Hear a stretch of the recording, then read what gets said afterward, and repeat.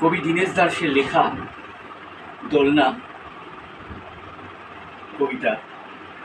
কবিতাকে আবৃত্তি করতে হলে তাকে হৃদয়ের তারে বেঁধে নিতে হয়।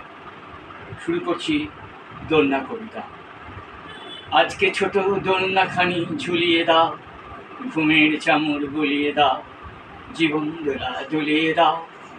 নীল আকাশের নীলগুলি সব নিংড়ে আনো, নতুন মেঘের সজল কালো মন ফোলানো নিংড়ে আনো।